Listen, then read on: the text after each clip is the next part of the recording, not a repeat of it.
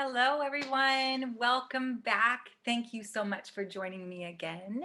Welcome to another episode of the Shield Maiden out there doing battle for our dreams and our goals in life.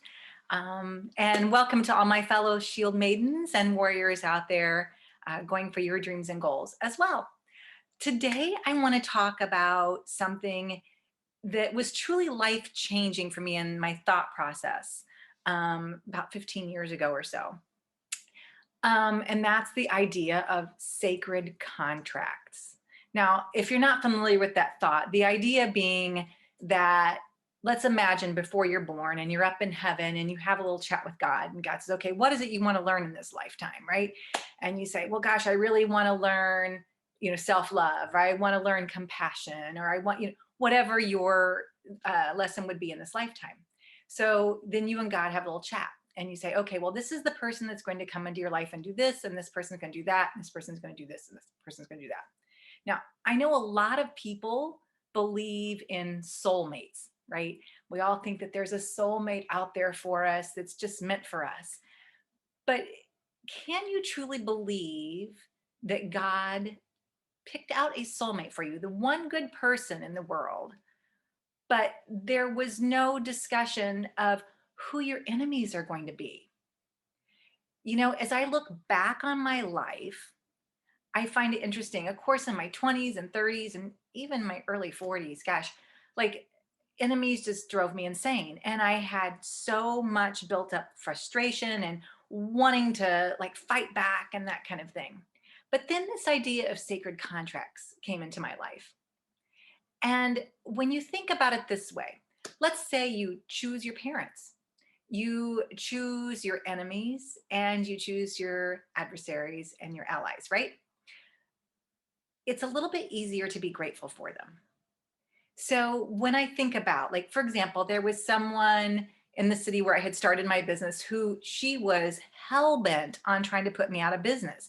She saw me as a real threat to her and her business, and she just spread lies like crazy and did everything in her power to put me out of business.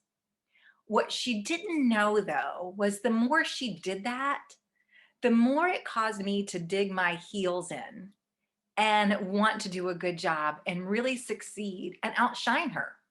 It really motivated me more than made me want to stop. So the more she dug her heels in, the more I dug my heels in. So at the same time, while she was busy spreading lies and trying to do me in, other people within the same uh, profession, I guess for lack of better words, like saw what she was doing. And it really kind of put more nails in her coffin, but also it made people rally around me and want to work with me because they saw me standing up to it. They saw me not caving and giving in. And they had a lot of respect for that. So, as my enemy, adversary, whatever you want to call it, I owe her a grat of gratitude. It's crazy because I don't think I would have been the success I am without her. Even more than some of the people who've really been amazing allies, the people who've held me up when things weren't good, my girlfriends who like rooted me on when times were tough. I mean, I couldn't have made it without them either, don't get me wrong. And I'm so grateful for them and that they're still in my life. But 2020 hindsight's a pretty beautiful thing. And I owe her a huge thank you. I've actually thought about picking up the phone and calling her and telling her that, but I don't think she'd take the news too well. So, but now looking beyond that, so many people will blame their childhood, their parents, a sibling, a boss, something that's happened to them is why they can't succeed. But what if you flip your thinking and you think about if I had asked for this person to be that way in my lifetime, what is there in this lesson for me to learn from it? What can I gain by having asked that person to do this for me, to be that real jerk, you know? And when you think about it, one of the most loving things someone can do for you is agree to participate in sacred contracts for you and to live by those sacred contracts. I think about an ex-husband who was horrible, horrible to me. But had he not been so horrible to me, I also think I probably wouldn't have been as close with my daughter. And I don't think I would have ever landed on my own 2 feet. I wouldn't have started the businesses I've started. I wouldn't be in the career I'm in if he had been wonderful, kind, and loving. I would be a completely different person right now. I would be a homemaker, taking care of him, working part time, teaching dance for somebody else, that kind of thing, little odd jobs here and there, just happy to support him and lift him up. But by him being a jerk, honestly, I couldn't be there just to support someone else. I had to be the support. I had to be the one who made it happen. So, as much as I wish sometimes that he hadn't been a jerk, I'm really kind of grateful he did because I wouldn't have gained in this lifetime what I've gained from it, you know? And when you think about it from a biblical standpoint, I mean, we're told in the Bible, I knew you before you were born, not created you, not started you, not met you, but I knew you. I knew you, leading the idea, I knew what you needed. I knew what you wanted in this lifetime, and I provided that for you. So next time you come up against an adversary, next time you come up against that real jerk in life, ask yourself this question. What is it you can gain from this situation? Why would you have ever asked them to come into your life? I know of people who grew up with parents who were drug addicts and alcoholics, abusive people.